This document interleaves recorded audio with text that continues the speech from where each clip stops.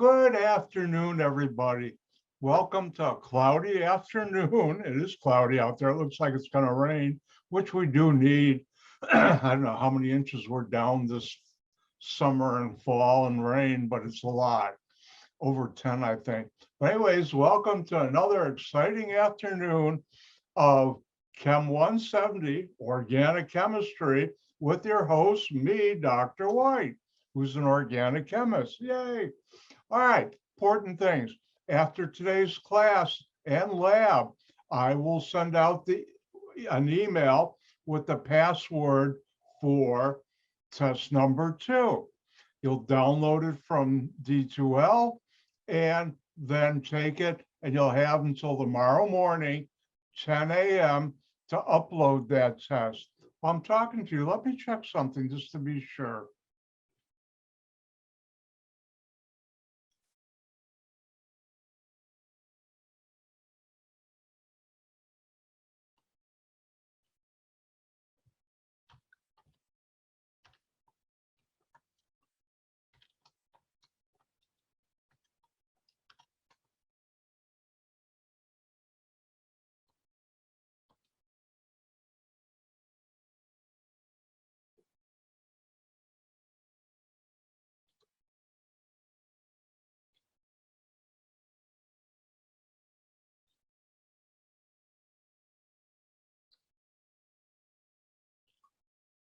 And let me just make sure you can see it.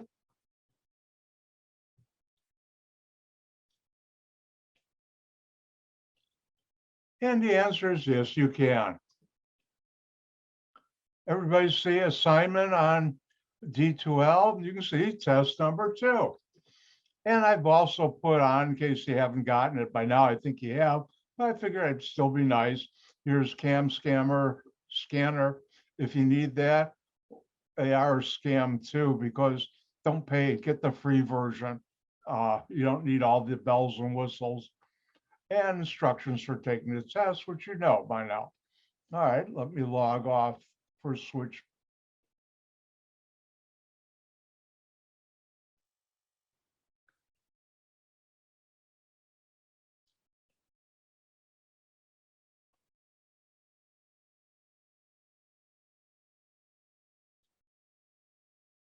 And now I can log off and get back to you. All right, so I'll send out the password. You'll have until tomorrow. If you have any questions, either email me after class today about every 2 hours. I'll check my email. Also tonight from 5 till 6:15, I will have my office hour. Please stop by if you have any questions. You're always welcome. Now, I do have to apologize to you. Yesterday, I got swamped with personal stuff. Life happens. And I didn't have a chance to, and I forgot from Friday, from last, was it Wednesday? Bad Dr. White, to put up the videos. I've taken care of that this morning. Last Wednesday's and this last Monday's videos are in our YouTube Chem 170, actually it's mine, YouTube channel. All right, any questions before I continue on? Speakers on. When I first started doing Zoom, I would say something and I didn't have my speakers on. I have separate amplified speakers that I use with this computer. All right, let's get back to work. Monday, I was talking about carboxylic acids reacting with baking powder, sodium bicarbonate, to give a carboxylate anion, water, and CO2 given off as a gas. And remember at the very end of class, I talked about the little rocket ship with the candy inside that was beyond terrible. It was awful. Think about it, a 6-year-old would take candy and throw it out and not eat it. You know it's bad. But the rocket ship was cool. And using vinegar, an acetic acid, and water solution, and sodium bicarbonate, it'd build up CO2 inside the rocket and blast off. Oh, is it cool? Now, there's something else I want to share with you, and that is something my father came up with. I don't know if he did it independently or he learned from someone, I'll never know. But my father was a great cook. My mother was a very good cook, but my father was actually better. And because he owned a drugstore for about a decade until he sold it and then became a chief pharmacist in a hospital where he could have normal life.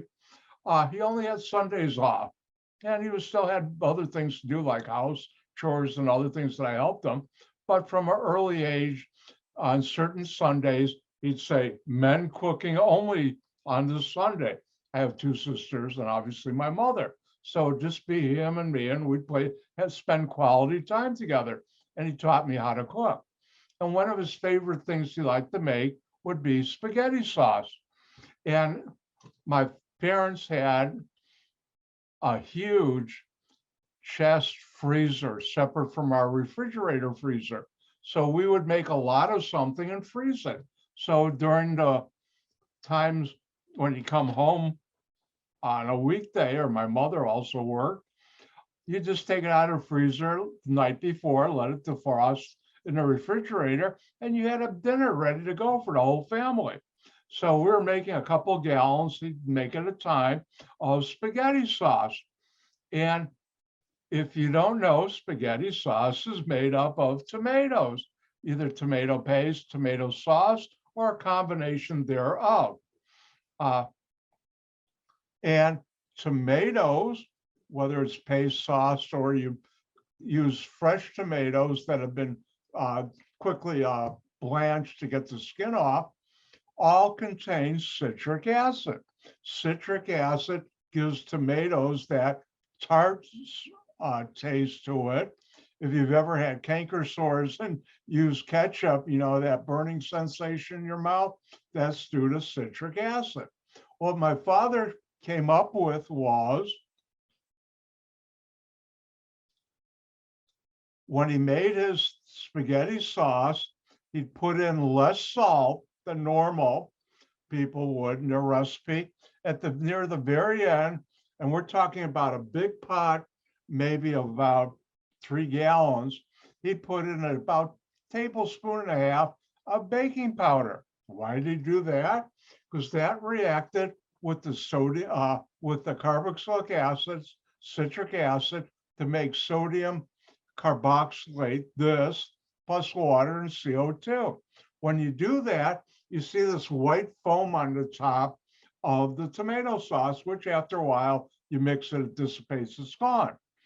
And this lowers the acidity content, raises the pH of the tomato sauce, so it's got a milder taste to it.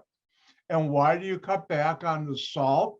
Because carboxylate anions, when ours a methyl group, sodium acetate is called, tastes salty to your tongue. And that's why you cut it back. Now, true story. Well, I don't tell any false stories, but a number of years ago, I had a Chem 170 student. And after I told that story, and they gave my father, oh, by the way, there's an important part. Remember, this is a secret recipe. I'm just kidding. My father also did was, have you ever made your own spaghetti sauce and it doesn't taste like the stuff you get at the really high-end Italian restaurants? And why? Because the secret is they put a pinch of cinnamon in there. In 3 gallons, you don't put more than a quarter teaspoon. I had a friend of mine, I told him about that, and in a couple quart of spaghetti sauce, he put in like a tablespoon or more of cinnamon, and all you could taste was the cinnamon. Couldn't even taste the tomatoes. But you just put a pinch of cinnamon in there, and you could use nutmeg, but cinnamon works much better.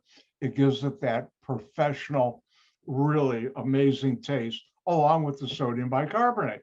Well, anyways, the story I want to tell is Chem 170 student, she came to me a couple of weeks after I told this and said, thank you. And my father thanks me. I said, oh, you're welcome. Now tell me what you're thanking me for.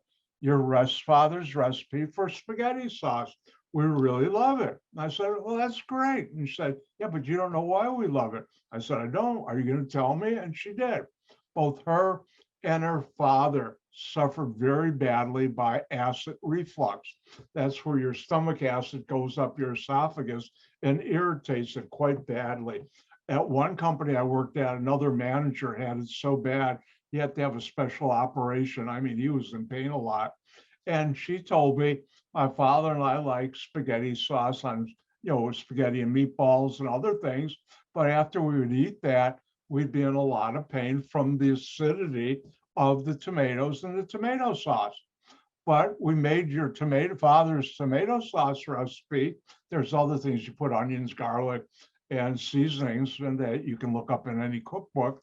But anyways, and we put the baking powder, a small, some amount, and guess what? We didn't feel discomfort. It raised the pH, neutralized a lot of the citric acid, which would irritate our esophagus and whatever else. I'm a chemist, not a medical doctor. And that's my story about that. All right, let's get back to carboxylic acids. Remember, this will be on test 3, not test number 2, which I'll be giving out later today. All right, I've mentioned this already, but let's mention it again. Carboxylate anions, which have this structure, and I'll talk later on how to name them.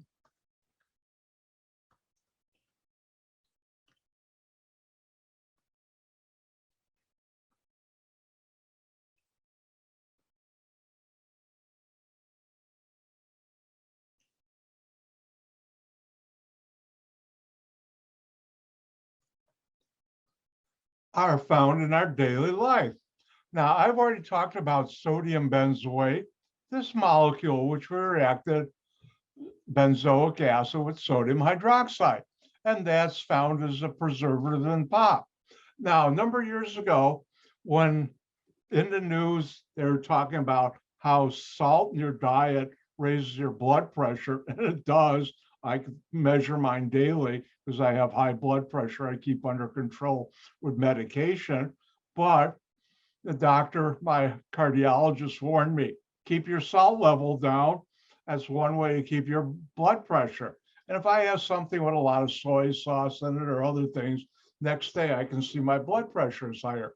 Well, anyways, because of this, some of the pop companies said, oh, we're going to come out with a new low salt pop.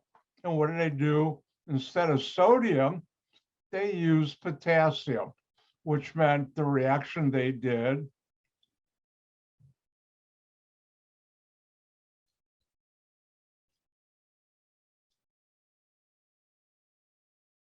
instead of using sodium hydroxide, they made potassium hydroxide.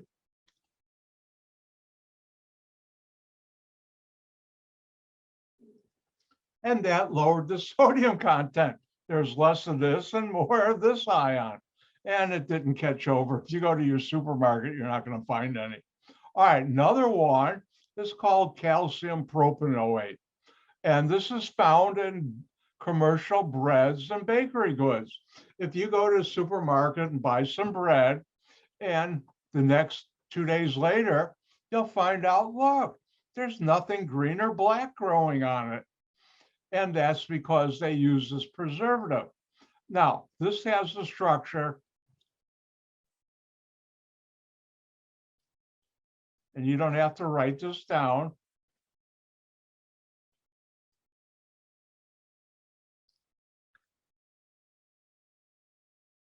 Now, calcium is a +2 ion, cation.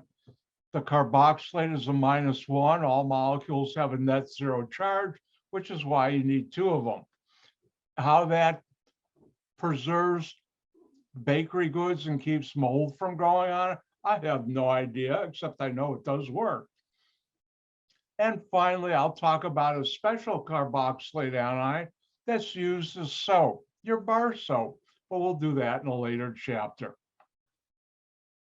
All right, how do you make a carboxylate or carboxylic acid?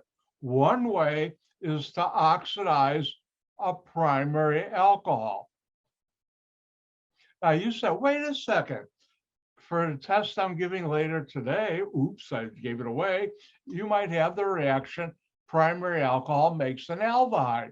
Well, it does, but if you use the right oxidation agent, you can either stop at an aldehyde or you'll see in a subsequent reaction or go all the way to carboxylic acid. Let's talk about this one.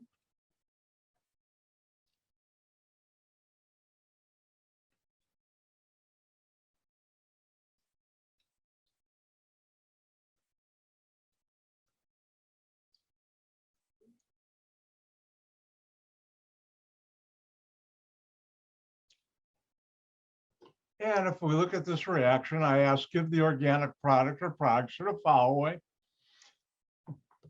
What do? Well, you look at here and look for what's different. Oh, this is an alcohol, but we're oxidizing it. That's what O in the brackets mean. And this is a primary alcohol, which means if I take this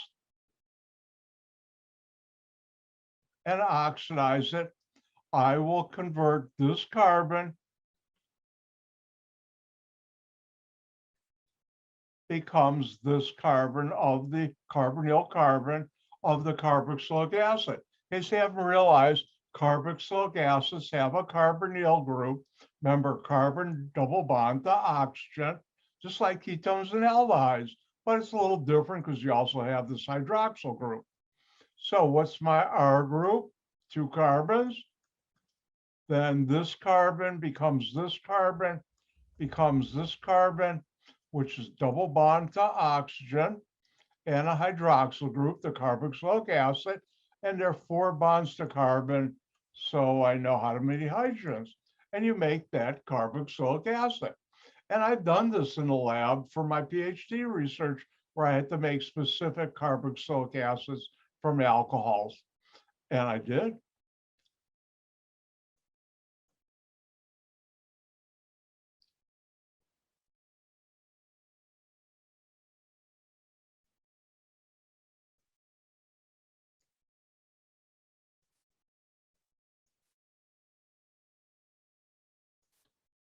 And here's one for you. Give the organic product or products to the following reaction.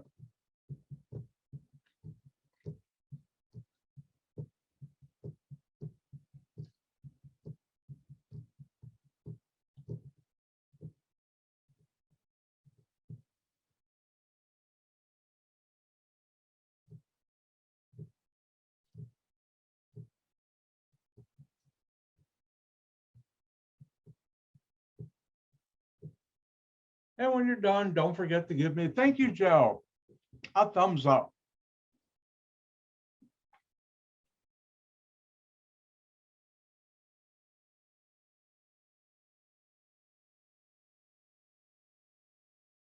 Or I could ask electronically.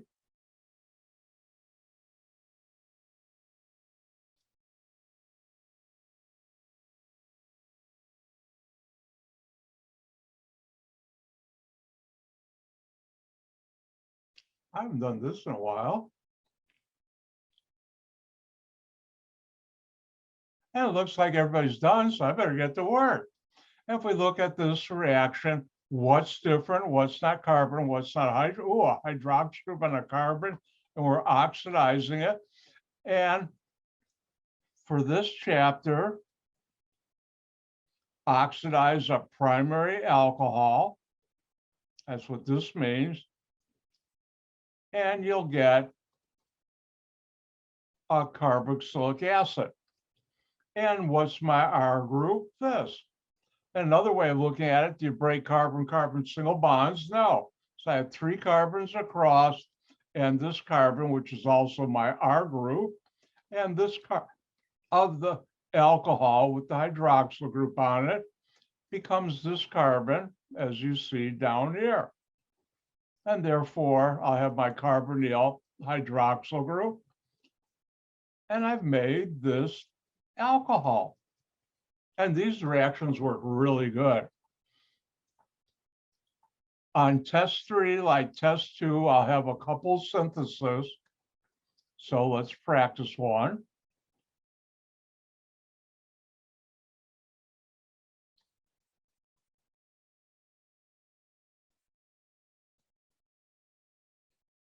What would I react with the oxidizing agent to make this compound?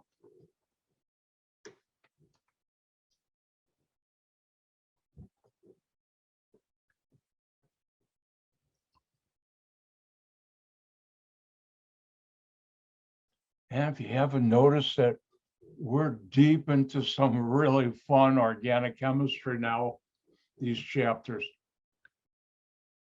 Thank you, Megan.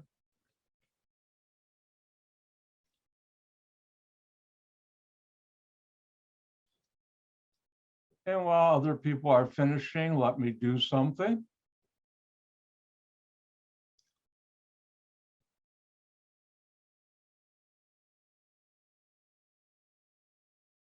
And just to show you again, oh, who's that really handsome guy on the screen?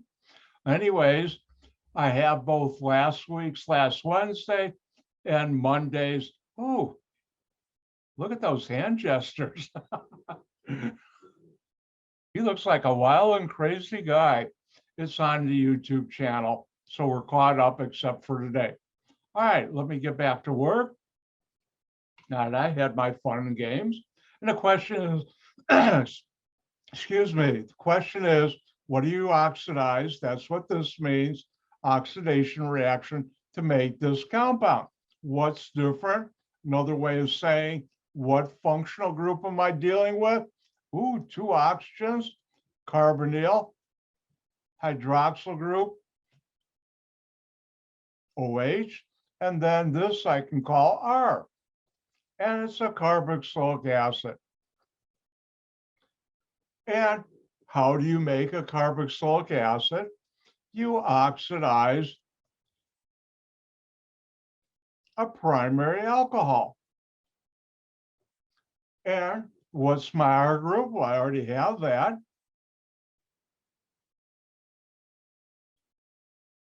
And the carbon with the carboxylic acid carbon, carbonyl carbon, is the carbon that has the alcohol on it. And that's the molecule you have. Boy, this is fun. I got to do another one.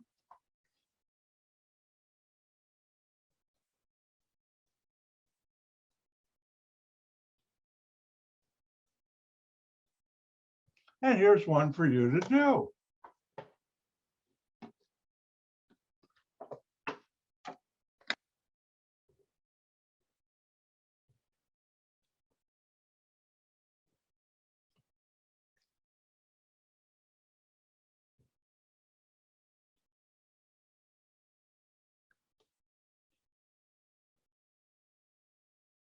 Thank you, Megan.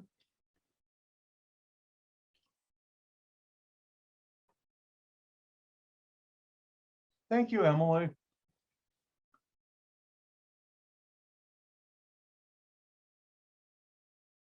And Joe's done. Thank you. And oh, we got a full house today. All right, I think everybody's done. So let's look at this. We look at this, what's different? Hydroxy group on a carbon, alcohol, but since we're oxidizing it, it's a primary alcohol.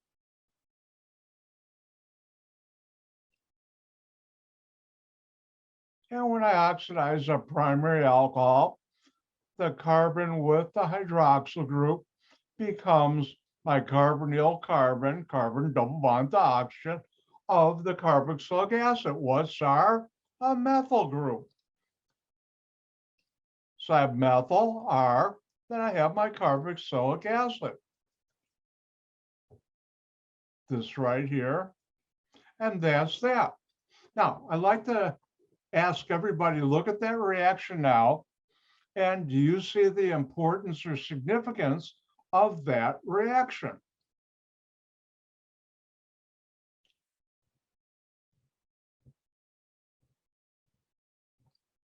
All right, time's up. What molecule is this alcohol? Ethanol. And what is this molecule? Well, the common name is acetic acid. Now, here's another question for you. In the United States, can you think of what company buys the most ethanol for their products in the whole United States? You want to turn on your microphone or put it in the chat? Go right ahead. If not, if you give up, give me a thumbs up. If you give up, The petroleum industry? nope, you lose. Now for 50 points, no. All right. Ethanol, which you know is an active ingredient or key ingredient, things like hard liquor, like vodka, the good stuff, or Canadian Club, you might say, oh, a company that makes hard spirits. And the answer is no. The company that buys the most ethanol is Heinz. Heinz? Yes, because they oxidize it to make acetic acid, which is used in vinegar, and they sell vinegar. All you have to do is go to any supermarket and you can see the gallon bottle of Heinz white vinegar and other companies that make vinegar. You can look in their ketchup or mustard that has vinegar, so they use acetic acid, and they make pickles, and pickles are in vinegar.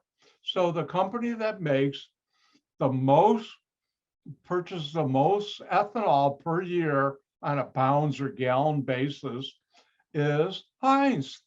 Now, there's another significance to this reaction. And I would ask, and you can give me a thumbs up, how many of you have ever tasted a bottle of wine that's gone bad? And what does it taste like? Yep, Tim, it tastes like vinegar. Really? Yep. And why does it taste like vinegar when it goes bad? Well, the ethanol in the bottle, if they didn't bottle it, cork it correctly and bottle it correctly, air over a long period of time that's in that bottle will oxidize some of the ethanol. Oxygen can oxidize things very slowly, which is why it takes a long time, to acetic acid. And acetic acid and water, wine is mainly water. This is formed, and that's why it tastes like vinegar. Now, this is a personal thing. I'm not big on red wines. I love white wines, but I don't like French white wines. Nothing against the French, but I just don't. Also, I worked in Germany and I love white German wines. I don't know if they make any red ones. And time for a public service from Dr. White.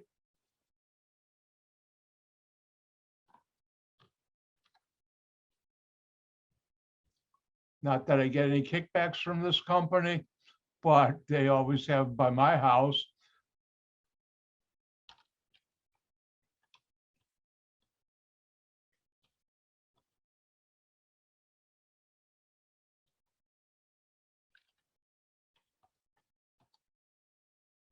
And I always spell it wrong.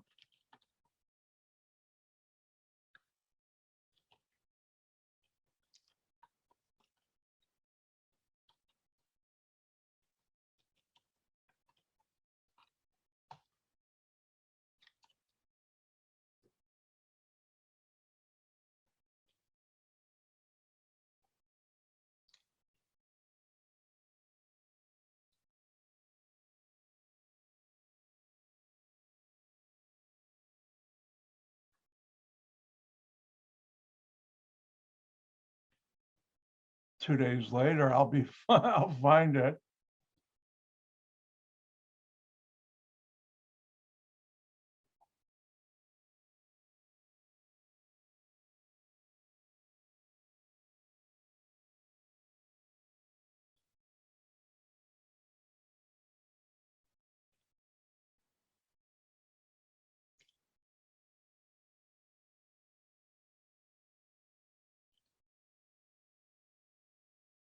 Here we go. Here's one brand. I worked in the Pierce Porter section of Germany, and the Pierce Porter Goldenschrachen wines are the best. I've been buying this for decades, and they're not that expensive either.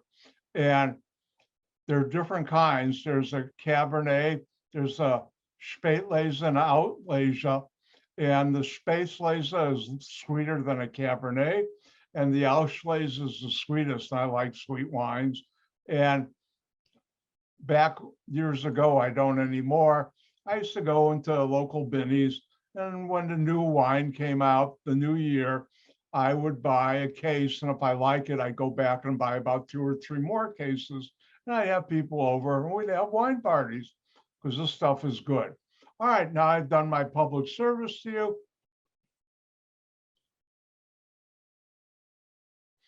Let's move on. Now, you can oxidize an alcohol to a carboxylic acid, and you can also oxidize aldehydes to carboxylic acid. And here, if you take an aldehyde and oxidize it, you replace this hydrogen with a hydroxyl group in the carboxylic acid. Now, in real life, what I taught you, if you use the right oxidizing agent, which I'm not teaching in this class, but I have used and I know, you can go to the aldehyde and then further oxidize this to the carboxylic acid. But if you use a very strong oxidizing agent, you can go all the way like the last reaction I just showed you. It actually is tricky to stop here at the aldehyde. Special oxidizing agents that I've used, I've actually had to make it because they didn't sell it, to stop at the aldehyde. And then also I took this alcohol and made the carboxylic acid. That was part of my PhD thesis research. Ooh, good times. So let's have some fun with aldehydes.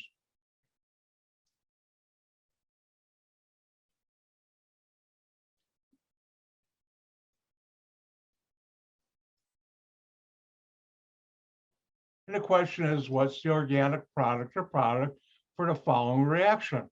If we look here, what's different? What's not carbon? What's not hydrogen? Ooh, an oxygen double bond to carbon, carbonyl. It's got a hydrogen, it's got carbons. It's an aldehyde.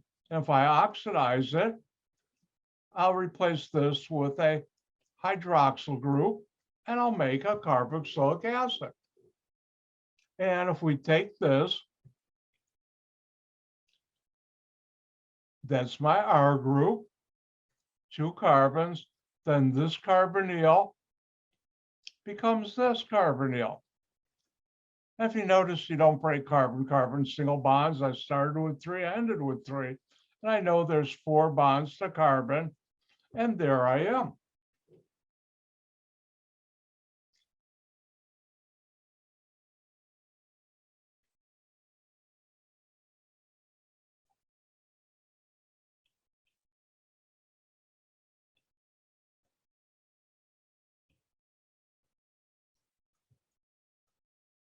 And it's your turn. Give the organic product or products for the following.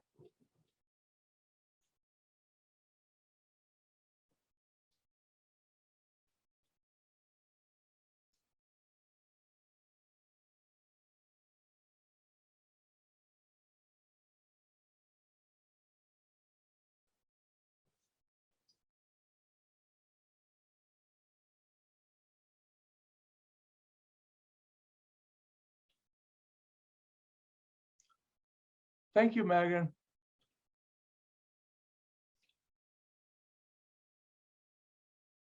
Thank you, Tim. Thank you, Emily.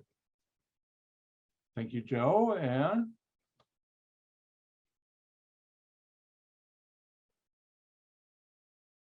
all right, I think we're ready to go, so I better get going.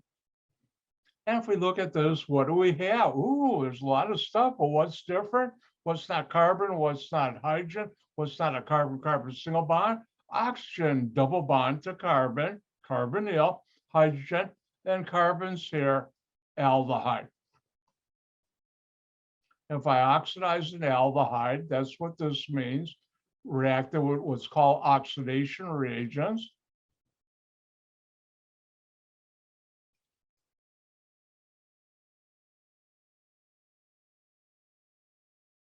That looks nicer. I'll get a carboxylic acid. What's my R group? This.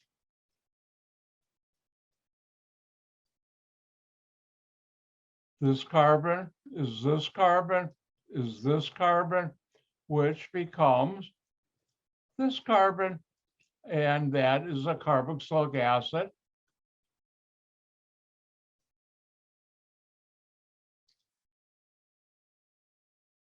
And there you go. Oh, let's do one more.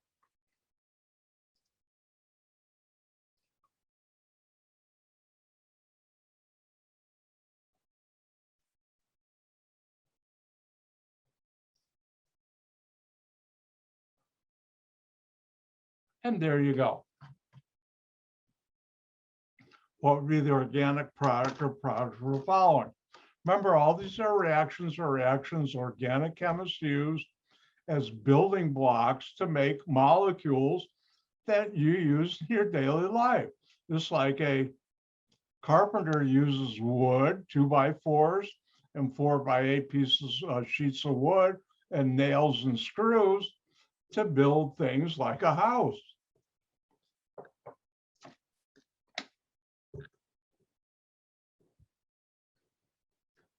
I should point out, a benzene ring cannot be oxidized.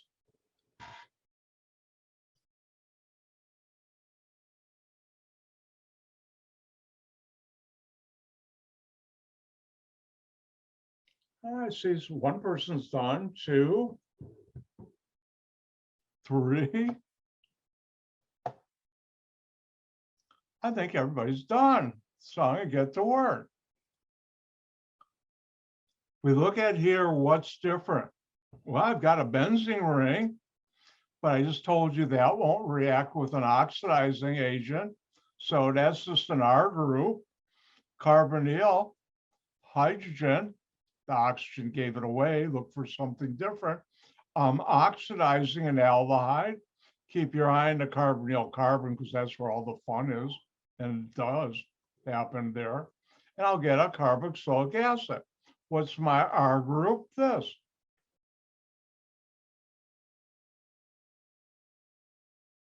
And I'll get this carboxylic acid.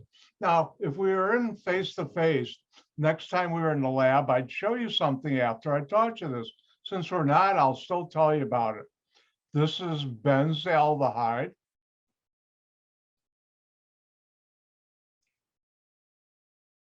And remember from the aromatic lab, it smells like cherries or almonds. And it's a liquid at room temperature. This is benzoic acid. And this is a white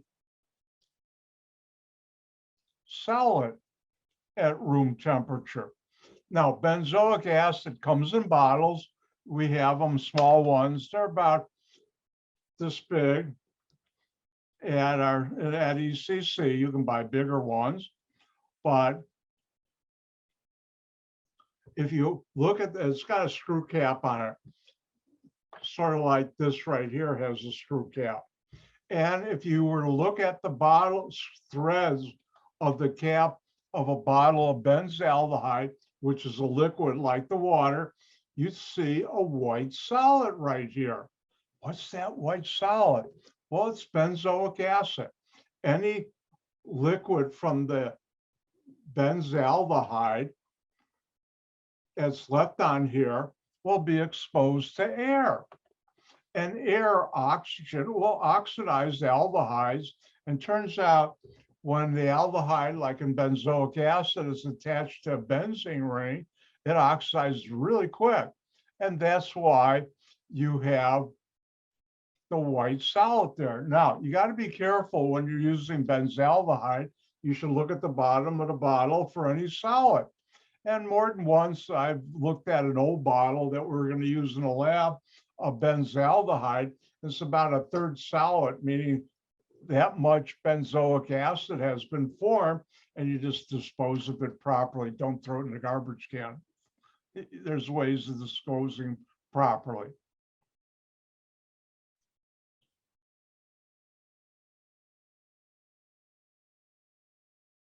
All right, let's move on. Now, the next reaction is a really cool reaction, pun intended. And that's react. Oh, look, one of my favorites, a Grignard reagent with carbon dioxide. And this should be changed slightly for addition. This fell off somewhere. You see it on the floor. Oh, that was an awful joke, tell me. But anyways, if you take Grignard reaction reacted with carbon dioxide, CO2, second step, acid and water, you'll get a carboxylic acid that's one carbon longer than the R group you started with. Now, why did I say this is a cool reaction? Because in the lab, where do you get your CO2? You use dry ice. How many of you have ever played with dry ice? It's fun. Halloween's in the past, when I worked at this one company where we had used a lot of dry ice for other stuff, I'd bring home a couple of pounds, and for Halloween, I'd have by my front door a bucket of warm water, and when kids came up, I'd throw some dry ice in it, and you'd see it bubble and the smoke would come out, and they'd love it. Anyways, let's go look at this reaction.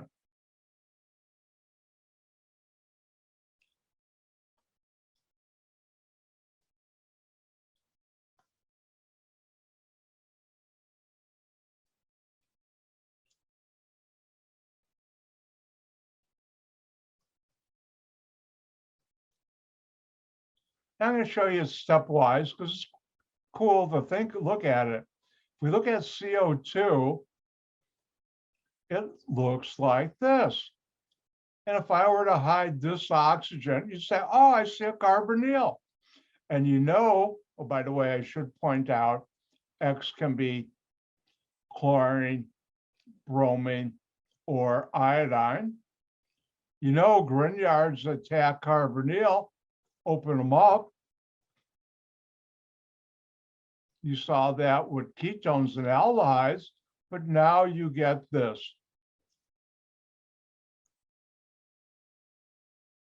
This is the conjugate base of a carboxylic acid.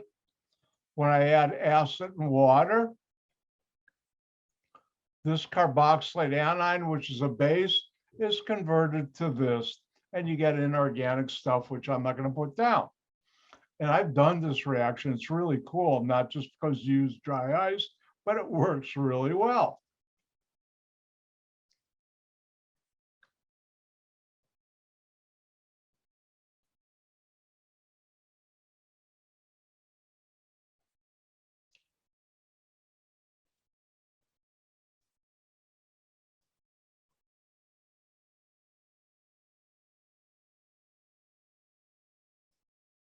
And if we look at this reaction, the question is, what's the organic product or product for the following reaction? And if we look here, what's this? Carbon, ooh, magnesium halide, that's different. It's a Grignard. Remember, X can be chlorine, bromine, or iodine, plus CO2, second step acid, and water. You get a Grignard that's one carbon, this one, longer than the original R group. And notice here, here's my R group. I have 4 carbons. I'll have 4 carbons, my R group, and then I'll add my 5th carbon, my carboxylic acid. And I know there's 4 bonds to carbon, so I'll put in my hydrogens. And that's how you do it. Now, remember, The carbon with the Grignard is the carbon this is attached to.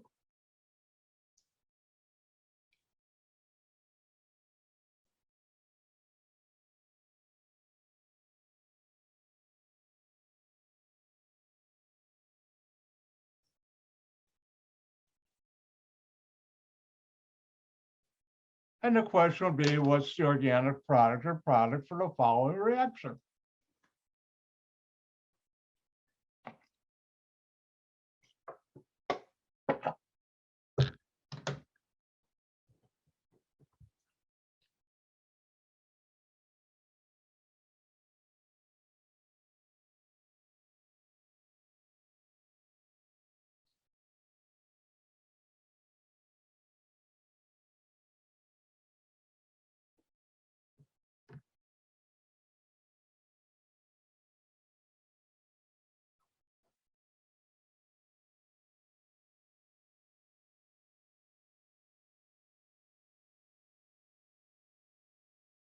Thank you, Emily. And by the way, Emily, thank you for your email.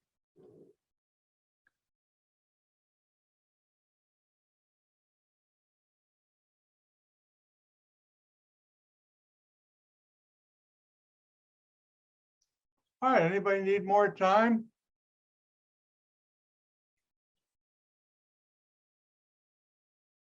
Well, let me get going. All right, if we look over here, what's different? Ooh, magnesium and a chlorine on a carbon, that's a Grignard. Remember, X can be chlorine, which it is in our case, or bromine, or iodine, one of those halogens. And we have carbon dioxide, CO2, second step, acid, and water, and you get a carboxylic acid that's one carbon longer than the R group you started with. This is one of those special reactions, which is why the Grignard reagent is so impressive that you can make a really important carbon-carbon single bond. And what's our R group? This isopropyl. And I'll add this carbonyl, which comes from the CO2.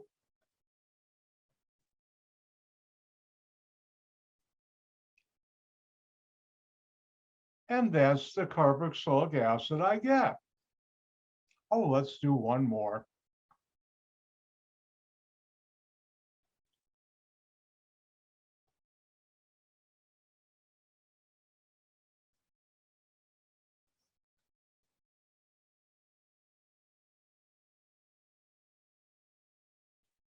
And here you go.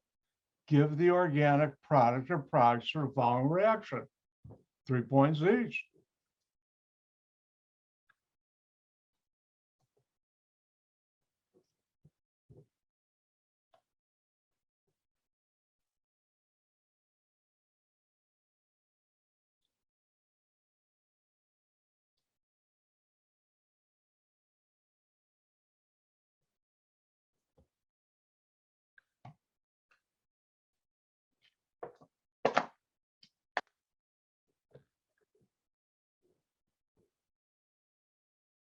All right, see a couple people are done. So I better get to work. What's different here? Ooh, magnesium bromide on a carbon in the ring, and that's a Grignard.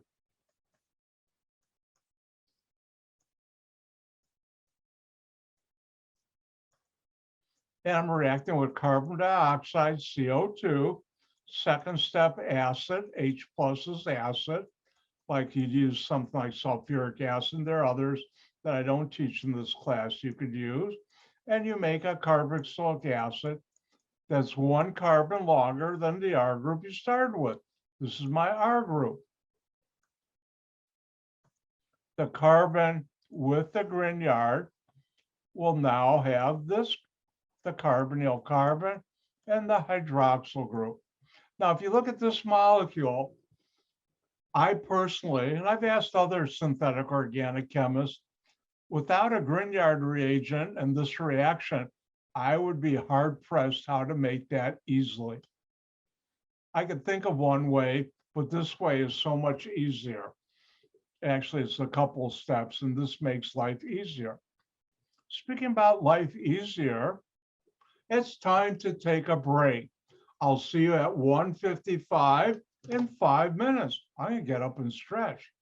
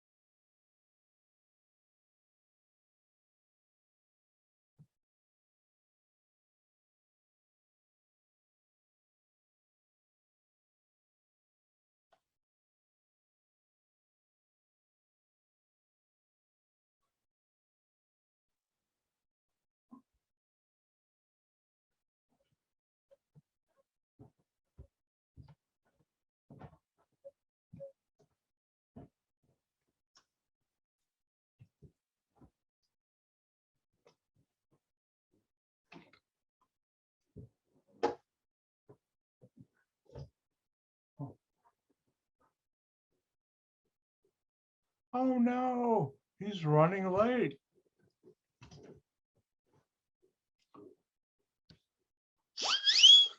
I love that whistle. Let's get going.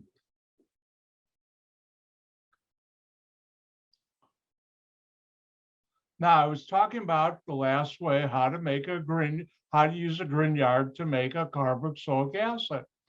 And I better let you see the screen that I'm looking at.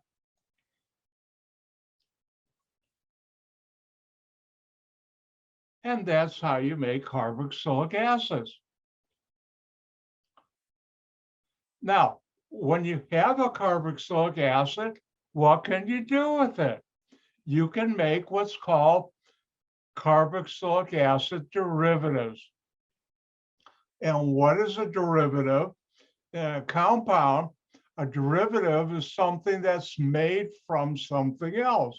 So these new molecules or functional groups, actually one in particular, I'm going to talk about is derived from, made from carboxylic acids. And what you're really doing is in a carboxylic acid,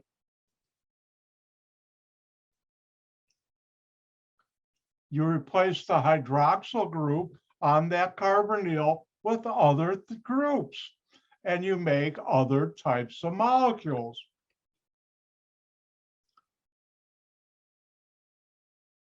And by the way, now the switch is on. One derivative is called an ester.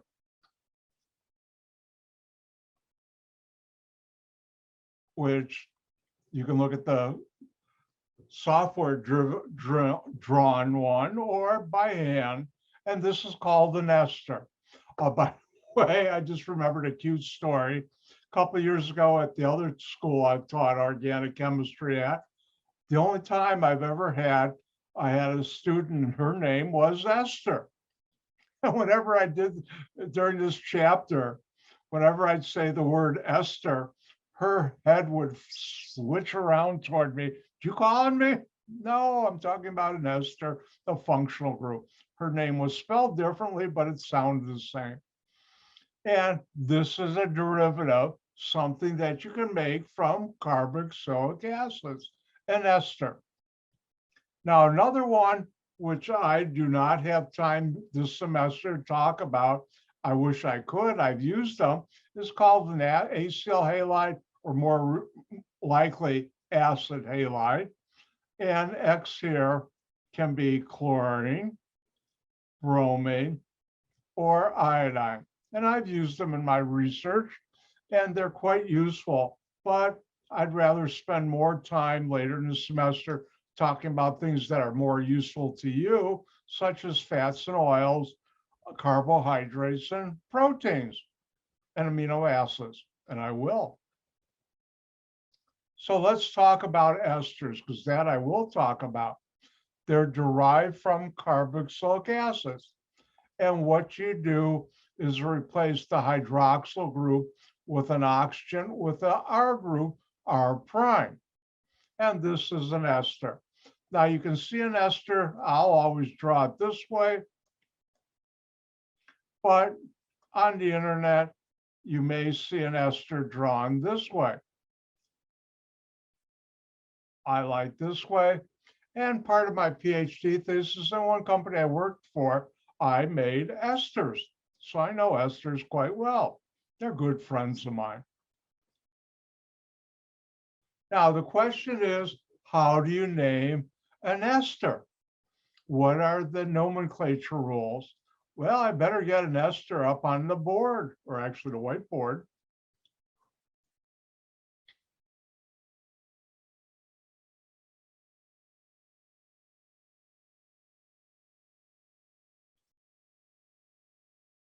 All right, let's take a look at the molecule I just drew. And I'd ask you to say, look, fine, what's different? What's not carbon? What's not hydrogen?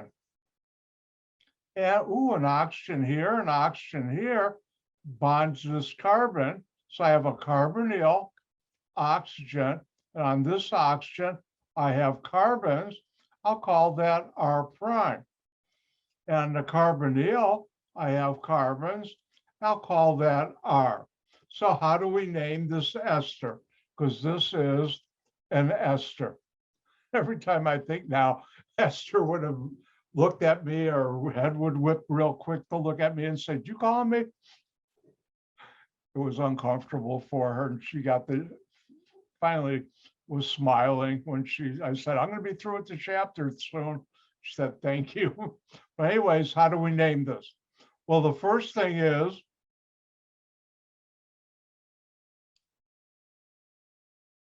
name the R prime group as the alkyl group it is, and you put that in the front of the name.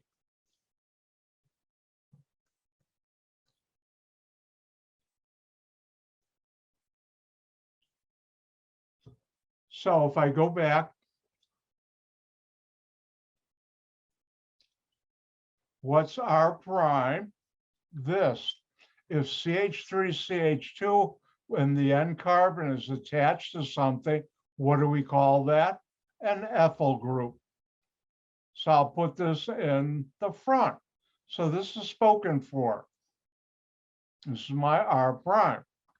Now, what do we do with the rest of the molecule? Well, the IUPAC rule is name the carboxylic acid that would be used to make that ester. Think of the R prime as H and name that. So if this were an H, that'd be 3 carbons, that'd be propane. And if it was the carboxylic acid, propanoic acid.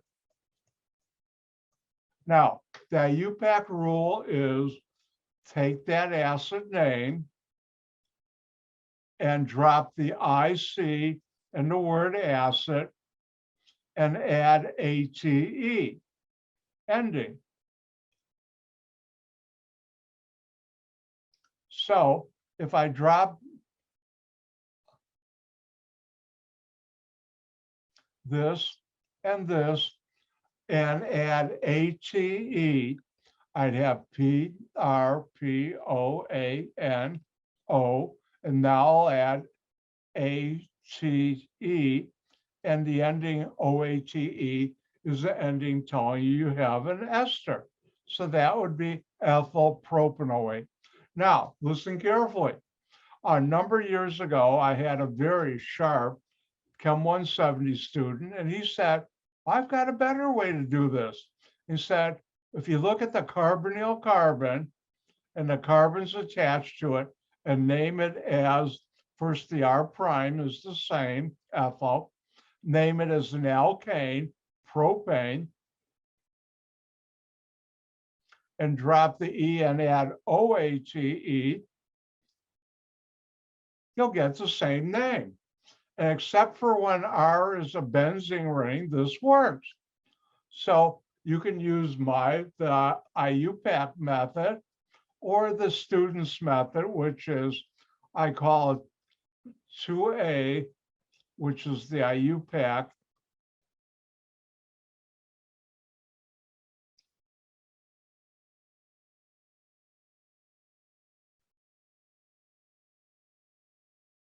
Drop the IC and the acid from the name of the carboxylic acid that this would be if the R prime were H, and replace it with ATE, or to be or not to be. That's the question. I can't resist saying that.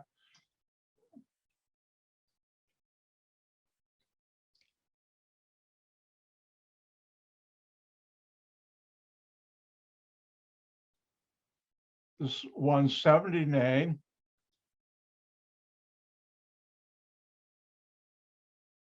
drop the E of the alkane name, and add OATE. But this does not work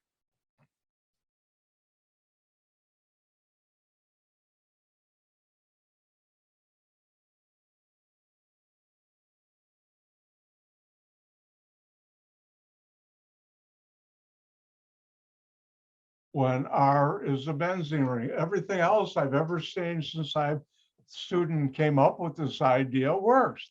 And most students like to be or not to be. That's the question. I can't resist saying that. For those who don't know, I believe that's Shakespeare. I forgot what play it's from. So let's try this again.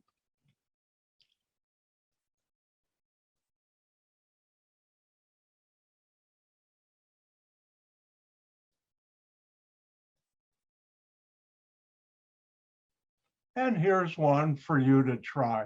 What would be the IUPAC name for that molecule? Your turn.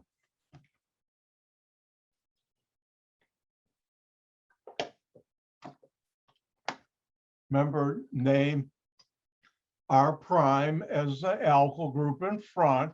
Then you can use A2, or I'll say B2 instead of to be or not to be. I can't resist saying that. I'm sorry. This is my brain's wired funny for that. It's wired funny for a lot of things, which I enjoy.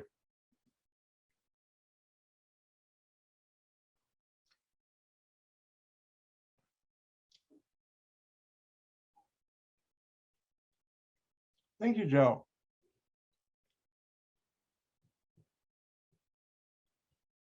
And Emily's done. Thank you. So is Megan.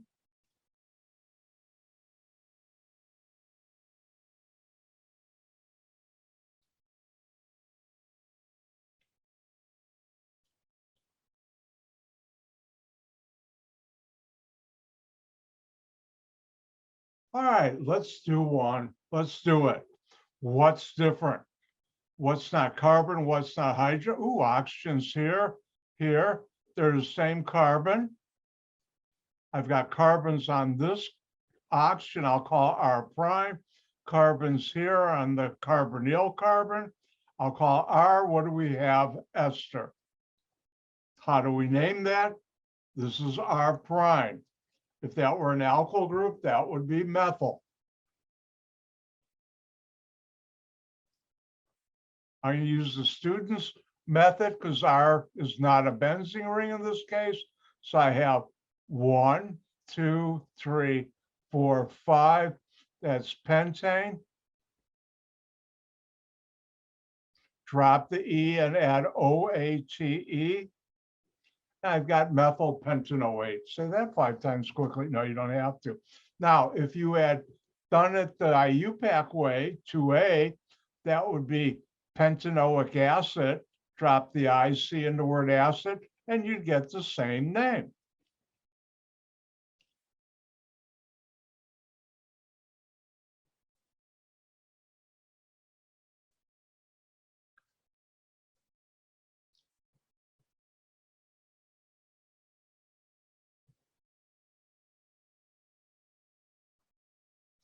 And here, you can't use 2B or not to be. That's quite, anyways.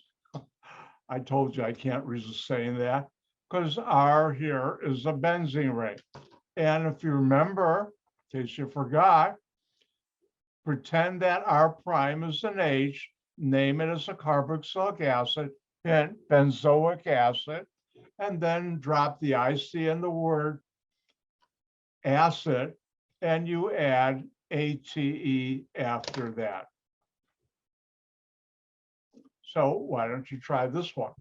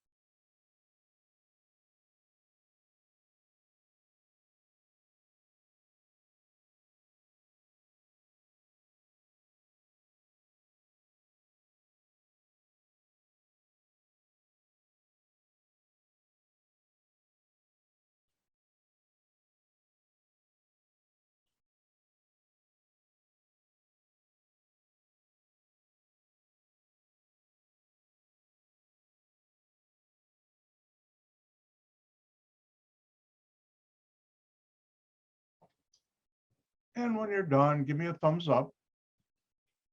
Thank you.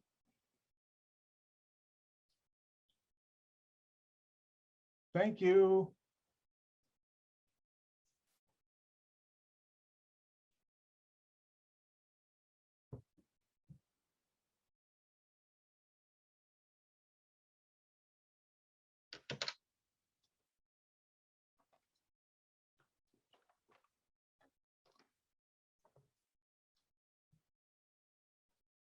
All right, let's do it. How do you do this? You look for what's different. What's not a carbon-carbon single bond or a carbon or hydrogen atom, getting ahead of myself. Oxygen here, oxygen here. Now we got a benzene ring, but this takes priority. And what you really have is here you have carbonyl oxygen. On this oxygen, you have R prime, and the carbonyl carbon right here, you have carbons, the benzene ring, but that's still R. And this is an ester.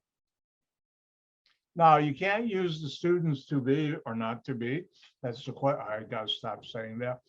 And you have to use the IUPAC. What's R prime if this were alone? And that's a T-butyl group.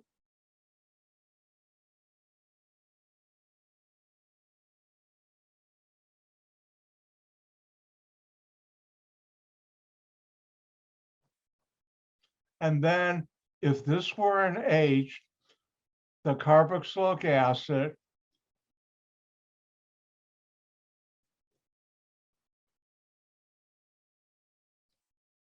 would be this. And the IUPAC rules are drop IC and acid, add ATE. Drop the IC and the acid word and add ATE, and you have T-butyl benzoate. And that's how you do carboxylic acids. Now, there's something I skipped until now, and there was a reason, and that's this. Oh, one other thing, let me back up. If you ever took a tape deck and backed it up, that's what it sounds like. For esters, I have a special gift for you. It's time for a gift from Dr. White. Remember, shh, don't tell anybody because I don't want people to think I'm nice. Shh. But anyways, for esters on the R group, if you have a substituent like a methyl ethyl isopropyl, the carbonyl carbon, like in a carboxylic acid, is carbon number 1, and then you'd number that and number the substituent. Now it can get pretty complex. You have your R prime in front, and then the alkyl substituent, then the ending, the OATE ending. For this class, in nomenclature questions, I will never have a substituent on the R group for esters. That's my gift to you, and that makes your life just a little bit easier.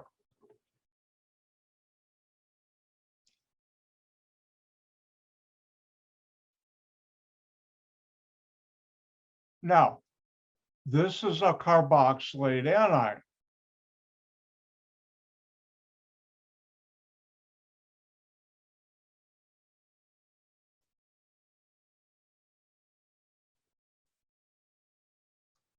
And how do you name it?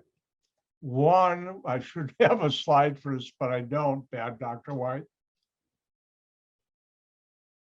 You name M plus as the element it comes from.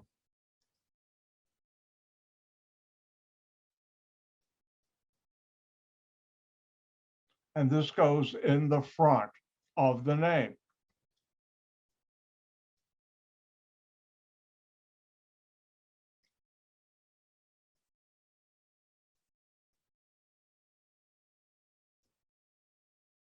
And this is why I waited till now to teach you this.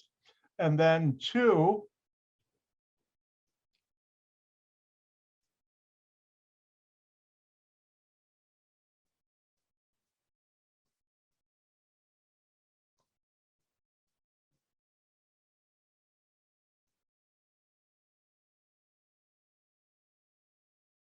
Ester 2A or 2B. Oh, I almost said to be or not. I said it again. And the rest is just like you do the rest of the ester. So let's look how we would do this.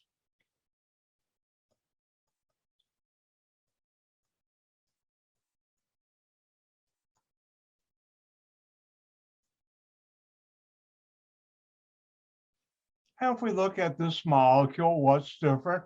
Ooh, oxygens. One has a negative charge, and then we have a sodium cation. This is a carboxylate anion.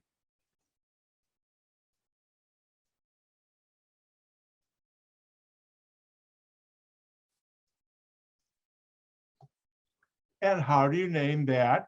Well, what element does this Na plus come from? Na, hopefully you know, is sodium. K is potassium, and Li is lithium, but we're using sodium. Then we look at this part.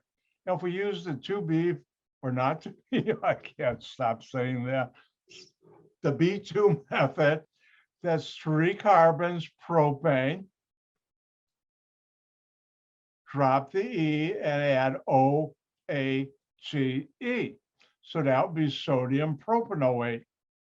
Now, just like esters, you can have substituents on the R here of a carboxylate anion. And you number them because the carbonyl carbon is always number 1. But I will never give you a substituent on the R group of a carboxylate anion. Now, important thing, if you see OATE ending, that can be either an ester or a carboxylate anion.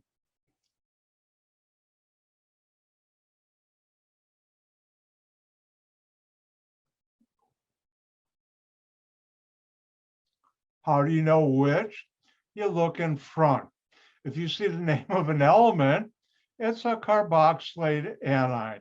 If you see in the front the name of an alkyl group, it's an ester. I'll say that again. OATE ending tells you it can either be an ester or carboxylate anion. If the front has the name of an element, sodium, for this class will be either sodium, lithium, or potassium, it's a carboxylate anion. If it's an alkyl group, methyl, ethyl, N-propyl, isopropyl, T-butyl, or N-butyl, then it's going to be an ester. So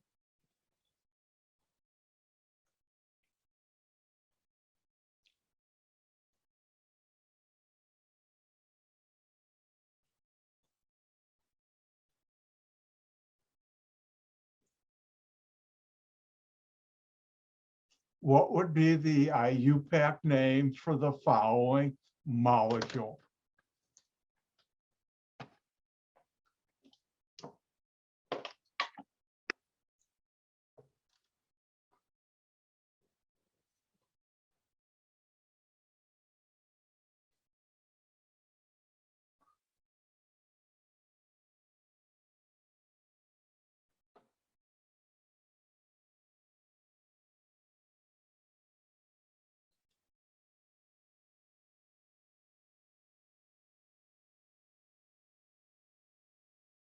Thank you, Emily.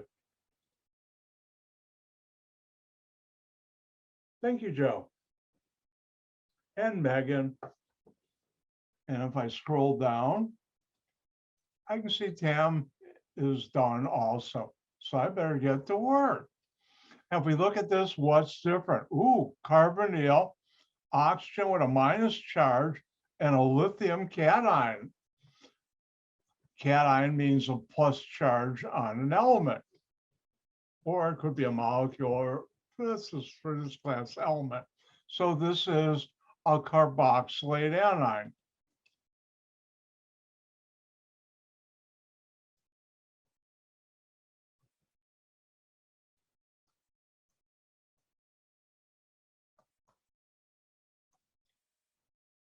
And now if we look at this, how do we start? Name the element that anion is from in front. And that's lithium, Li lithium, Na sodium, K potassium. And now we have 1, 2, 3, 4, 5, 6. Well, 6 is hexane. Drop the E, add OHE. I'm done. Lithium hexanoate. Now, one of the things I didn't talk about when we talked about carboxylate anions earlier, but I've got time to sneak it in now. Not always sneaky, so I'm going to sneak it in. How many of you have heard that you should get plenty of calcium in your diet for strong bones? And that way, especially at my age, you don't get osteoporosis, which luckily, thank God, I don't have, because I take calcium supplements, have been for a long time, because for a number of years, I haven't been a milk drinker, and I don't eat a lot of cheese, so I take the calcium supplements. Well, when they say you need calcium for strong bones, ooh, they're strong. They're not talking about calcium metal, the element, because it's as strong as gold. They're hard. You don't want to chew on that. It'll ruin your teeth. And also, you're not going to digest it to help get strong bones. What are they talking about? Well, let's take a look. It's not wine. All right, new product. Wine fortified with calcium. Oh, no.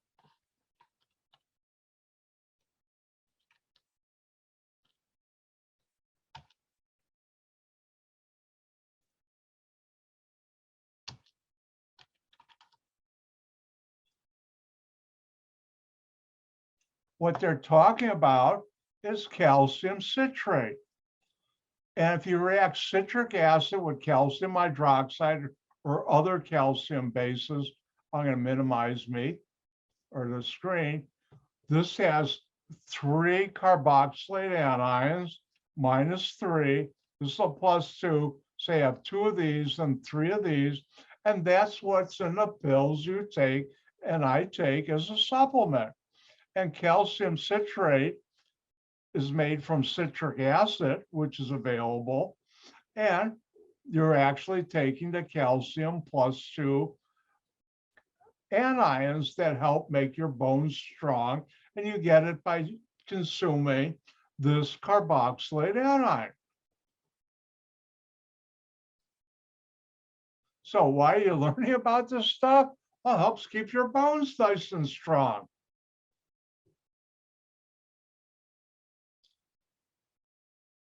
All right, let's do one more.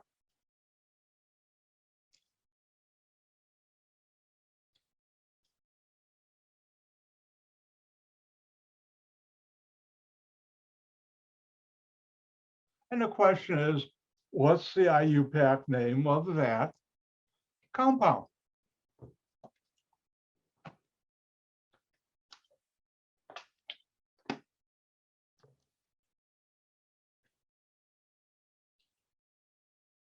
Now, I'm going to be going next couple of weeks, instead of going 15 minutes and doing the lab, I'm going to do a little longer. In a week or two, I'll explain why.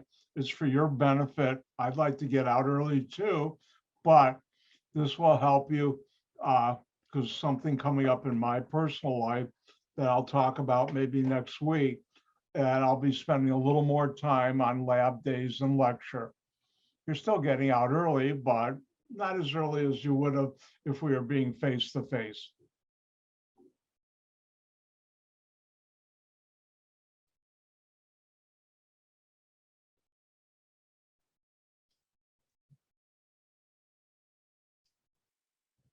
Thank you, Joe. Thank you, Megan. Thank you, Tam. Do you like when I do that? Thank you. If you do, give me a thumbs up. Oh, wait, Zoom doesn't have a thumbs down unless you have your webcam on. Shucks. I wish they did. That would be fun. Or how about, I'd like to see, they don't have that emoji either. Did I tell you last semester I tried unsuccessfully, instead of calling it an emoji, call it a symbole? Didn't work, didn't catch on. All right, let's do this. What's different? Oh, carbonyl with an oxygen with a minus charge and a potassium cation. Look at the plus charge. This is a carboxylate anion.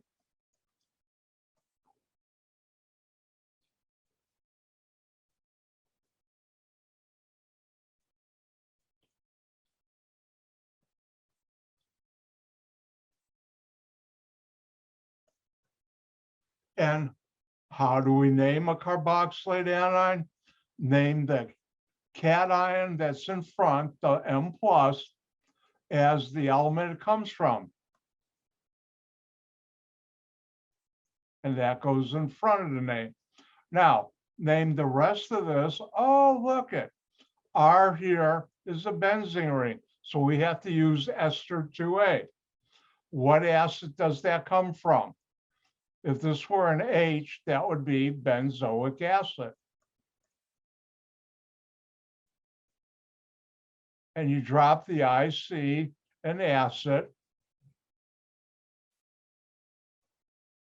and add ATE, and this is potassium benzoate. As I showed you earlier, when that, instead of a K plus, Na plus, that's sodium benzoate, that's the preservative in pop.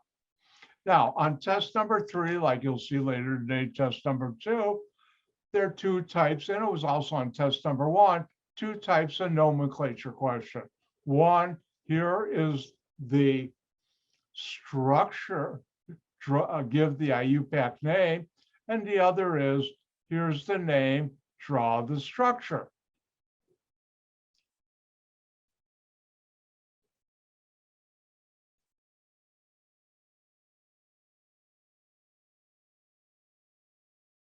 And let's look at this.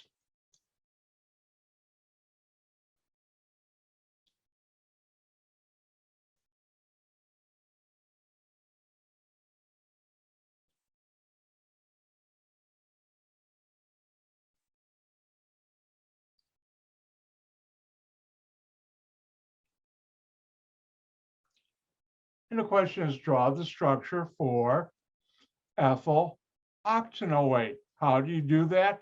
You start from the right and move left. Now, OATE ending tells you it could be an ester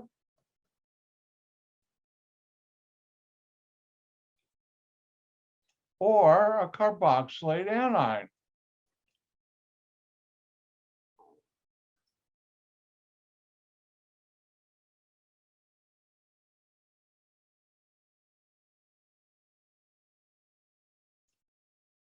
And how do you tell the difference? You look in front. If you see the name of an element, it's a carboxylate anion. You see the name of an alkyl group, it's an ester. I see an alkyl group. So if OATE were an E octane, 8 carbons.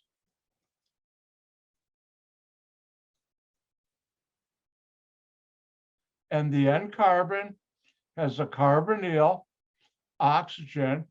It's an ester, so what's R prime? You look in the front, ethyl group, 2 carbons, and now I know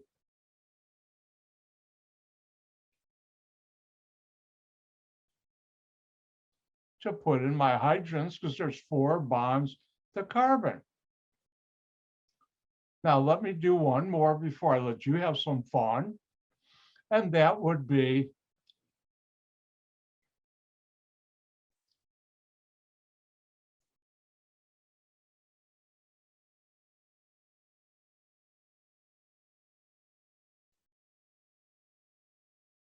And if we look at this molecule, and I'll do this one, I see OATE ending, because you always start from the right, move left to decode an organic chemical name.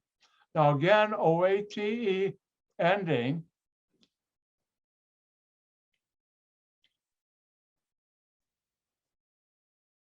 can be either an ester or a carboxylate anion. How do you know which? You look in the front.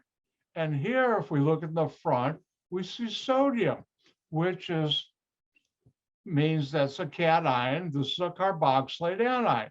If this were an E, pentane, 5 carbons. And the end is a carbonyl, since it's a carboxylate anion, oxygen, minus charge. And then what's the cation? Sodium, Na plus.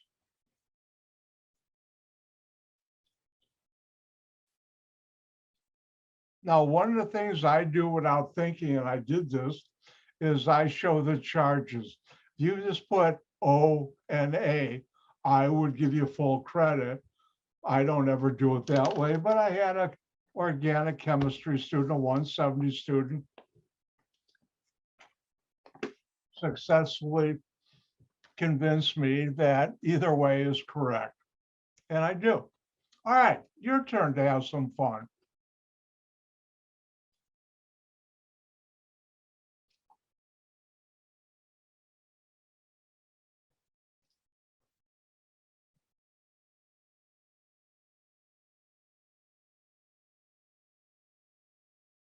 Why don't you draw N-propyl butanoate?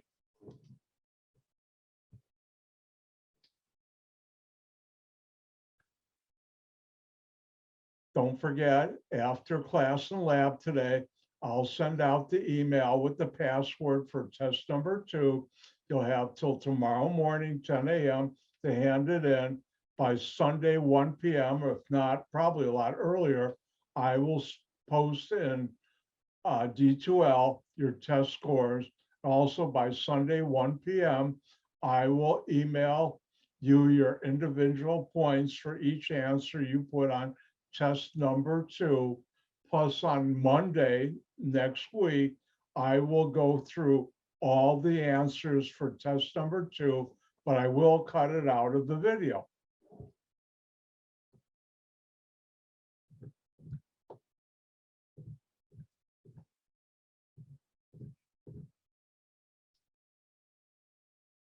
All right, see a couple people are letting me know they're done. Let's give everybody a little more time.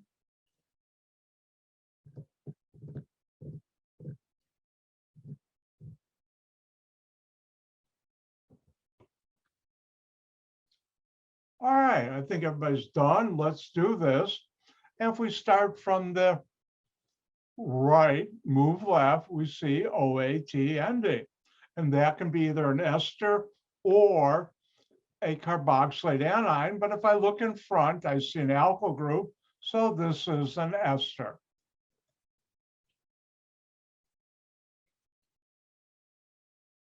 And if we look at this, we have,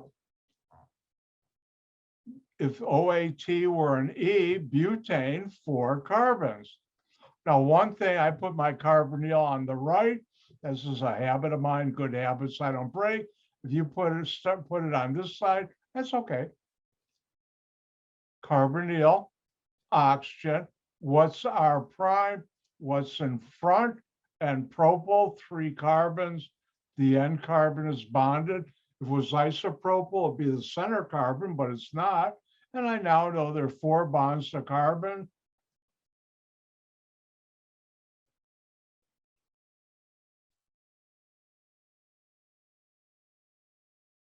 And there you go.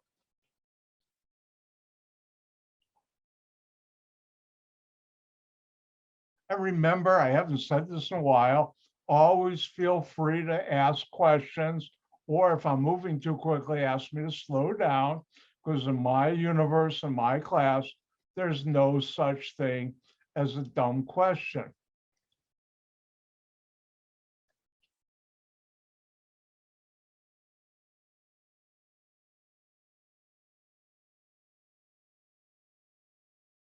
And here's one more for you to do. Draw the structure for sodium propanoate. Ooh, say that name 5 times quickly. Don't. Some organic chemistry names, compound names, are real tongue twisters too.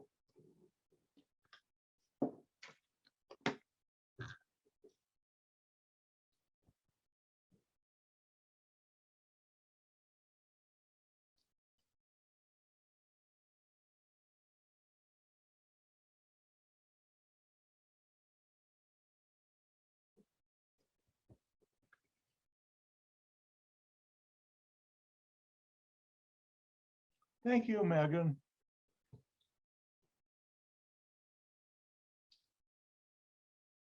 And Tam also. Actually, thanks to all of you for being a great class.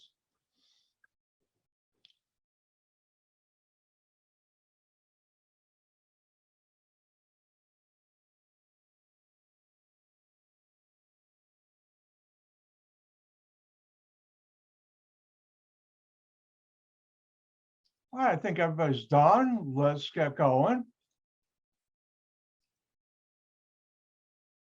If we look at this, we start from the right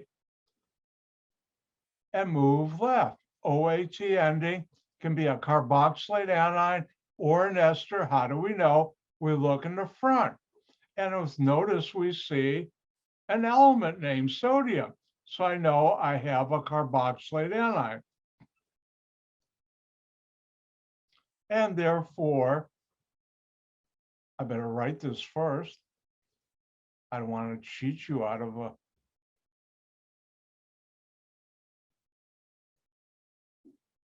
complete description.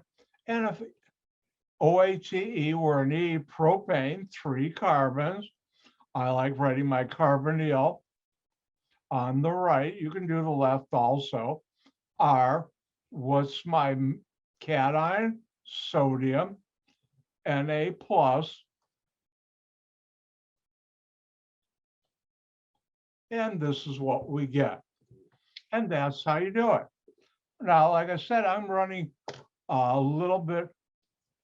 I'm going to ask, do a poll. I can do one of 2 things. We can take a 5-minute break, and then we'll do lab for about 10, 15 minutes, or we can get right through and I can finish now. Now it says, are you done?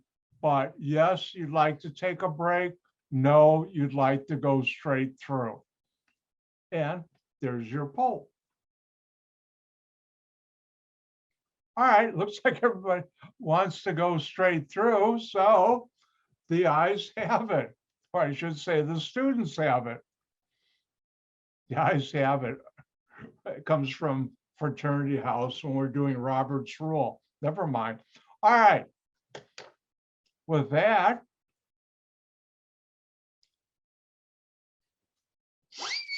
it's lab time. And today's lab deals with distillation. And what's distillation? It's a way of purifying something that's a liquid. Now, when you make things, or in the real world, when you have things you isolate, they're not pure. And you don't want to use them or consume them, especially in things like medicine or things you consume. Therefore, how do you purify something that's a liquid that's not pure? You use a distillation, or you do a distillation.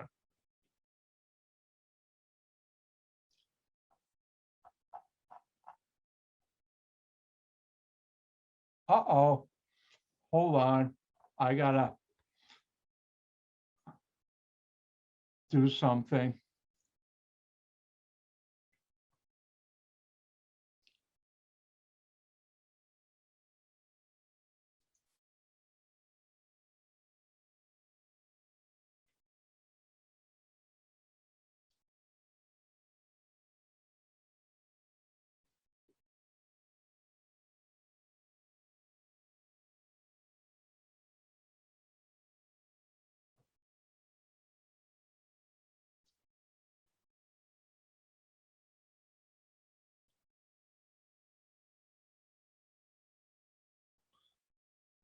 All right, back to normal. All right, today's lab, you're just going to learn the basics. If we were face to face, most of today's lab is setting up the equipment, but you're going to learn the basics of a distillation.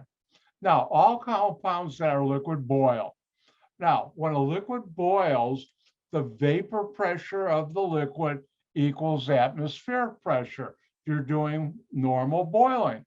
And this temperature is called the boiling point.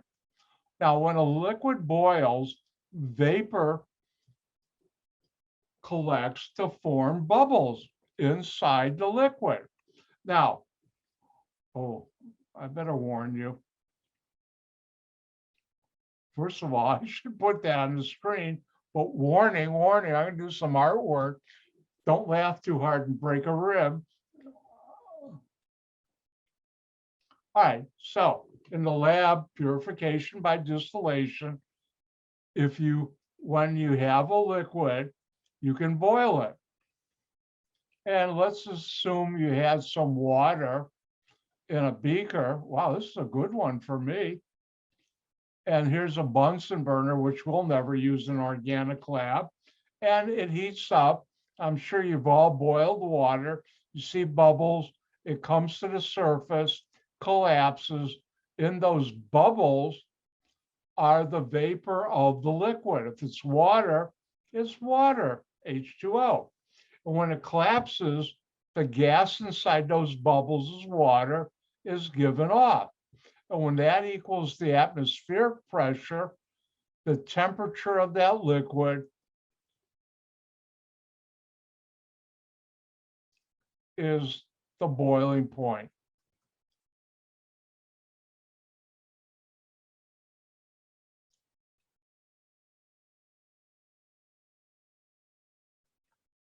I think many of you know at atmospheric pressure at sea level, the boiling point of water is 100 degrees Celsius or 212 F Fahrenheit. Now, when a liquid boils, the vapor comes above. Have you ever been in the kitchen of a house or apartment that has, when it's dead of winter and it's got windows in the kitchen and you're boiling water or making noodles where you boil water or rice, and you'll see the windows get fogged up after a while? That's because coming from the pot you're boiling, the bubbles are collapsing and releasing water as a vapor, a gas. And that vapor can be condensed, made back into a liquid. And when you heat an organic compound that is a liquid, the vapor will rise and the temperature will rise until it reaches a constant value. And when that happens, that's the boiling point of a compound. Now, you can use different, the fact that different compounds have different boiling points, that you can slowly heat up a mixture. And guess what? You can separate different compounds. And that's how we purify things. Now, this apparatus that we use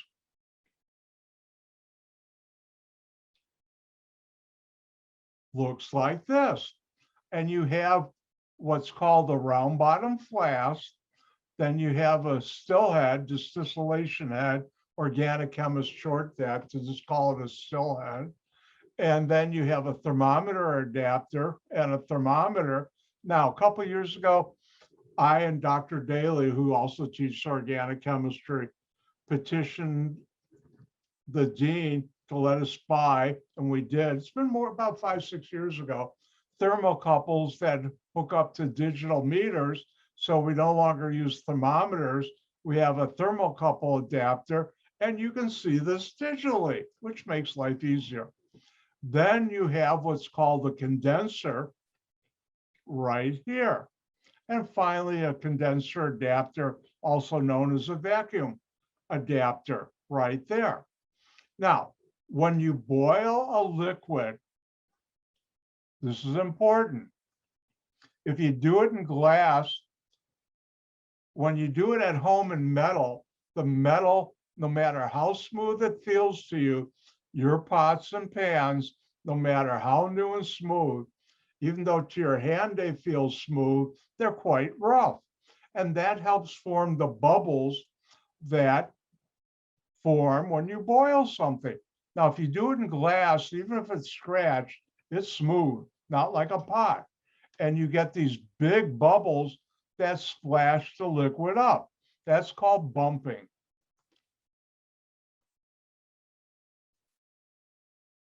And that's bad because you can't purify things if it's bumping.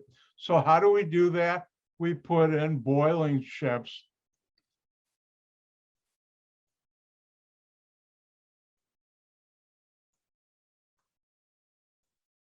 Or sometimes called boiling stones, in the round bottom flask, because those are rough inert material that form the rough surface needed to make smaller bubbles so it doesn't bump. Now, another thing when you're distilling is very important. You never want to fill the flask too high.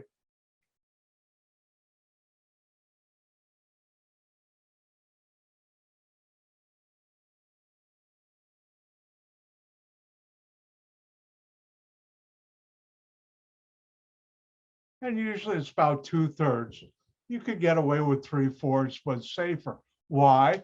Have you ever boiled a pot of water in the kitchen? Do you put enough water so it goes to the very top of the pot? No, because it will boil over. Well, the same thing will happen here. Now, what happens is this is all close together. These are called glass joints, ground glass joints.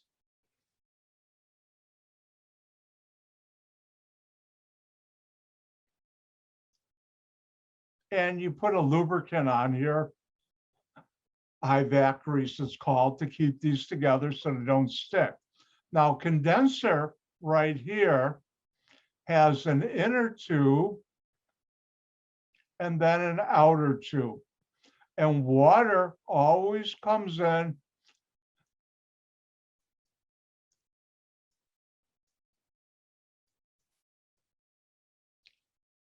at the bottom. These are called glass nipples at the bottom, and always goes out at the top. Why? Because this outer tube, when it goes in at the bottom, fills up with water. And this cools the gas in the inner tube to make a liquid, condensing it so you can collect it here. And that's how you do a distillation. Now, if you had the water coming in at the top, this condenser would never fill properly and it wouldn't work well. And most science fiction movies that you see a condenser in, and you can use condensers for other things, they always have it hooked up backwards. I always laugh, not out loud, because if I'm in a theater, I don't want people look at me. What's funny?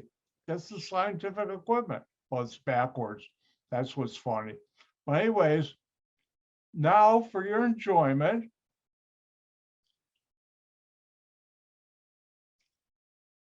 does everybody see the YouTube on your screen right now? Thumbs up, people. Thank you.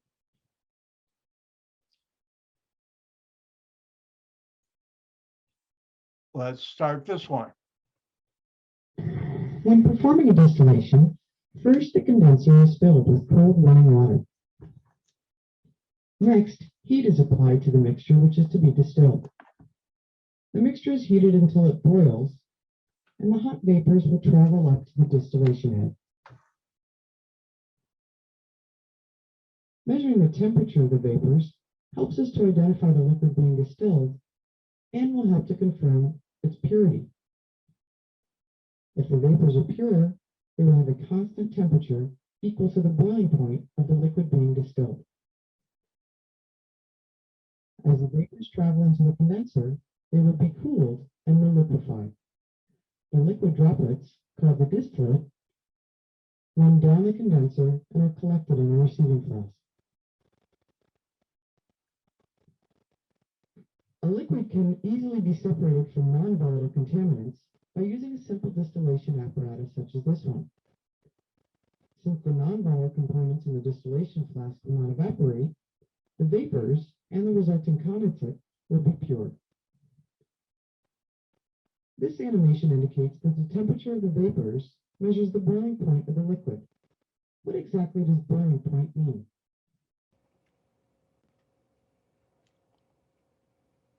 And I have a second one for you. It's a 2-for-1 Wednesday.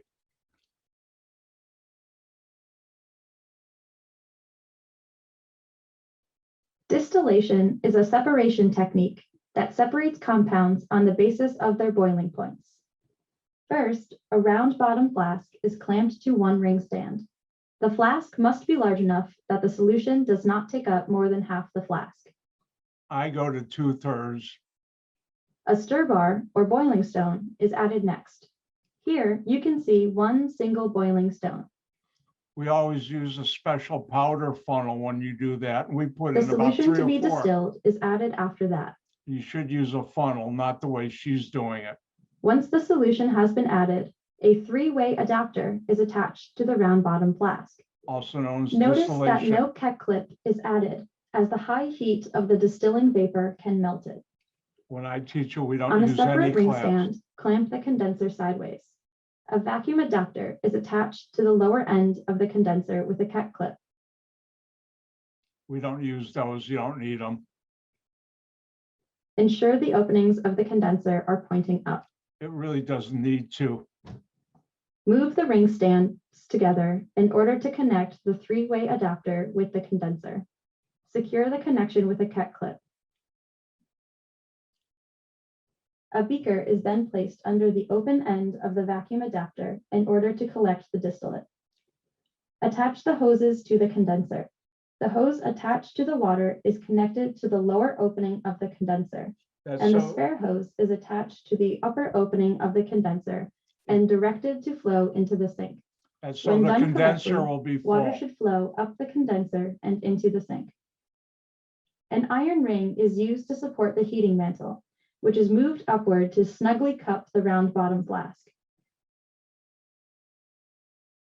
The cord of the heating mantle is tucked under the ledge of the hood and then plugged into the outlet under the ledge, where it can be controlled by the variac dial.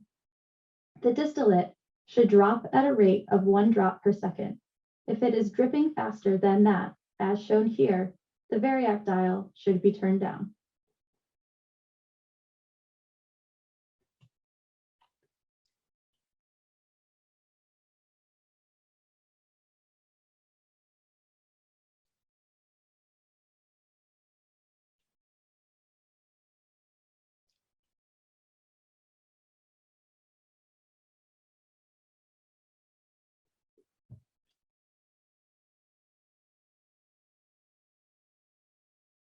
Now, important other thing, you never let the distillation flask go dry, because if you do, it could blow up. Now, when I teach this lab, I have students put in 30 milliliters of hexane, because it's really mainly to learn how to do distillation. And we're only taking out 15 milliliters, 14 milliliters, so they'll never go dry in the round bottom. And here I have how to set it up. And really the important part of this lab you just saw takes students usually about 40, 45 minutes out of an hour and a half, hour, 50-minute lab to just set it up. Distillation for this one goes in 15 minutes. Taking it down is about 15, 20 minutes cleaning up. But you saw in the second video is better how to set it up. Some things I would never do, and I teach students never to do it. When you're putting into a round bottom flask, either solids or liquids, you always use a funnel. There are 2 types of funnels, one with a larger hole that's for solids, and the longer like funnel you're used to with the thin stem, that's for liquids. And what you'll do is every 2 milliliters, you have a graduated cylinder, you'll collect the liquid and measure the temperature. And at 14, you stop. And here's the data. I've given it to you. Now, here are the questions that you need to answer for the lab. Now, if you haven't seen it, you're going to see it now. Everybody see that picture? That's the special small distillation head, the kind I used a lot in graduate school. In fact, hold on 1 second. I'll be back in 1 minute, maybe a minute and 20 seconds.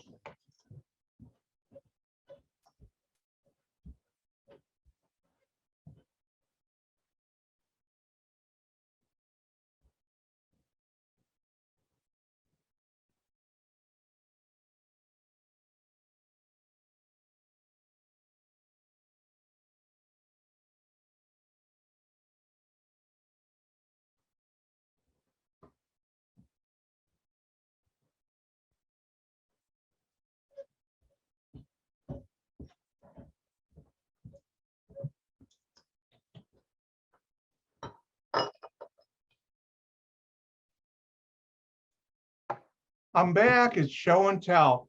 Now, is that cute? This is a little, gotta look at it. This is a 15 milliliter round bottom flask. You use in a research labs when you have small amounts of chemicals. I've used as small as 5, as big as 100. In the lab, you use a bigger one. And then I got on eBay. Is that cute or is that cute? Now, you know, this goes like this. Thermometer goes in here. Your receiving goes here. This is a tiny little condenser, water in here, out here. And I had one of these in grad school, and this was my good friend. And a couple of years ago, I was looking on eBay. Somebody was selling them at a reasonable price. And guess what? I bought one for my personal collection because it brings back great memories. Now, how many of you have ever heard of moonshine? Anybody ever hear of moonshine? I see some of you do, yeah. And what is moonshine? That's illegally made liquor. Down in the South, it's very popular. Tennessee, Kentucky, and other places farther south. And how do they do that? They make their own ethanol from mash, which it's illegal, but I won't, you can look it up on YouTube or, and then they distill it in something called a still, which is the same thing as what I just taught you. Don't try it at home. And with that, I'm done. In a couple minutes, I'm going to be emailing out the password, and I'll say, if you have any questions, come to my office hour tonight, or to say starting at about an hour, a half hour from now, about every hour, 2 hours, I'll check my email if you have any questions. And with that, I'll say, gehen gesund. I'll see you on Monday, unless you come to my office hour tonight. And I'm done. Gehen gesund. Be healthy. Don't forget to wear your mask, get your shots. Don't forget about your flu shot. And I'll see you on Monday. And about 3 to 5 minutes, I'll be emailing out the password. Bye now.